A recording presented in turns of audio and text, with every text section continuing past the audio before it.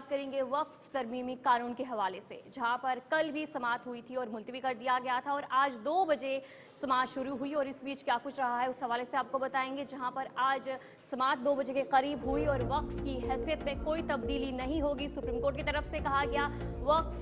कानून पर supreme court ने मरकज को 7 दिन का वक्त दिया और जहां पर अगली समाअत जो है वो 5 मई को मुकर्रर की गई है सुप्रीम कोर्ट की तरफ से, जहां पर आज 2 बजे के करीब जो समाअत हुई थी और जिस बीच सुप्रीम कोर्ट की तरफ से जो मरकज को 7 दिन का वक्त दिया है और 3 कई अहम मुद्दे थे जिन पर आज बहस हुई और कल भी बहस हुई थी, जहां पर तफसीलात सुप्रीम कोर्ट ने मांगी थी लेकिन वक्त नहीं था उस टाइम पर। सुप्रीम कोर्ट की तरफ से कहा गया कि फिलहाल इसे मुलतवी कर दिया जाता है और आज 2 बजे का वक्त दिया था और वहीं पर आज समाअत हुई और इस बीच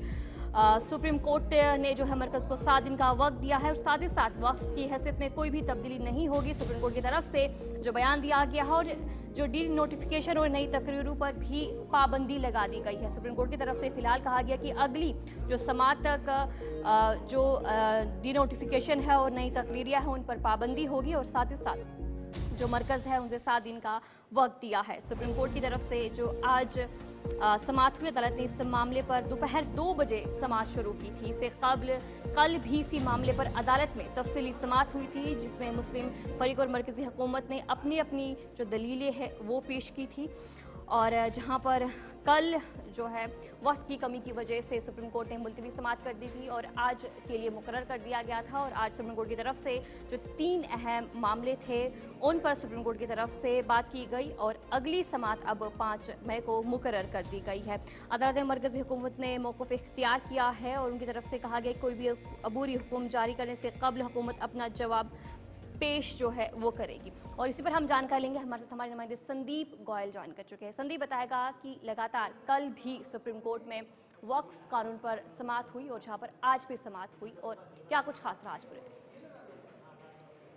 देखिए, बिल्कुल सुप्रीम कोर्ट में कल 2 घंटे की चर्चा हुई लेकिन आज जो है फिर दोपहर का 2 बजे था जब 1 घंटे की चर्चा हुई और अब समय दिया गया है कि अगली तारीख जो है 5 मई को होगी। उससे पहले सरकार को 7 दिन के अंदर जो है अपना जवाब जो है देना होगा। जो जांच बढ़ेगी उसमें सवाल जो मांगे गए हैं उसमें पूछताछ ये की गई है कि क्या केंद्र अब ये भी बताए कि क्या हिंदू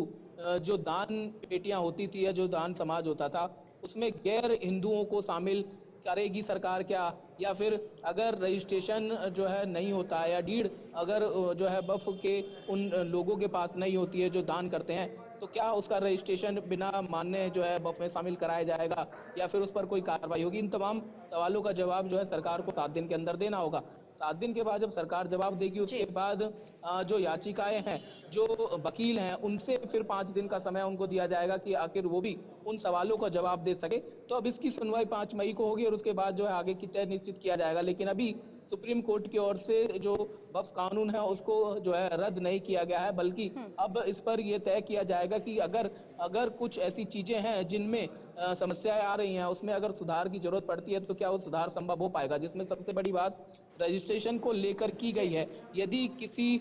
धार्मिक स्थल के पास 100 साल से लेकर 300 साल तक की कोई रजिस्ट्रेशन नहीं है तो फिर अगर सरकार उस पर जो है अगर कब्जा करना या फिर कहें कि उसको जो वहां पर तोड़फोड़ करनी चाहती है तो उसके लिए क्या कोई नया प्रावधान हो सकता है। इसी को लेकर जो है याचिकाएं दायर की गई हैं। ऐसे में अब सुप्रीम कोर्ट की ओर से यह भी कहा गया है कि जो 100 याचिकाएं लगाई गई थी उनको पढ़ पाना और उनको समझ पाना बहुत मुश्किल होगा, जिसमें सिर्फ 5 याचिकाएं जो है उन पर ही अब सुनवाई हो सकती है जो मुख्य बिंदु हैं।